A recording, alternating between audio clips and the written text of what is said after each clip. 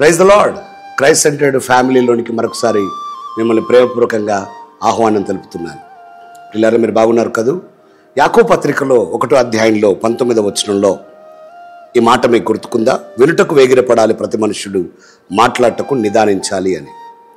ప్రేమైన వాళ్ళారా, నేను అడుగుతున్నాను, భార్యాభర్తల మధ్యలో ఈ కమ్యూనికేషన్ ఉందా? ఒకరు మాట్లాడుతున్నప్పుడు మరొకరు వినాలి, మరొకరు మాట్లాడుతున్నప్పుడు అంటే భార్య మాట్లాడుతుంటే భర్త వినాలి, భర్త మాట్లాడుతుంటే భార్య వినాలి. ఇద్దరు ఒకటేసారి మాట్లాడారు అనుకోండి, విషయం అర్థం కాదు.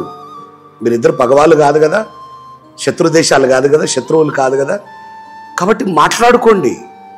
ఏ విషయమైనా మనసులో పెట్టుకోకండి. ఓపెన్, భార్య భర్తతో ఇది విషయం అని మాట్లాడండి. అప్పుడు భర్త వినాలి, మళ్ళీ ఆయన ఎక్స్ప్లెయిన్ చేయాలి. ఒకప్పుడు వెనకట వాకిటాకీలు వచ్చే చూడండి, మాట్లాడి ఓవర్ అనగా తర్వాత మళ్ళీ ఇంకొకరు మాట్లాడి ఓవర్ అనేవాళ్ళు. అలాగా ఒకరికొకరు అర్థమయ్యేటట్టుగా స్పష్టంగా మాట్లాడుకోవాలి. ఎప్పుడైతే భార్యాభర్తలు మాట్లాడుకుంటారో పరిస్థితులు సద్దుమణుగుతాయి. మీరు అలాగ ఉండాలని కోరుకుంటున్నాను. God bless you.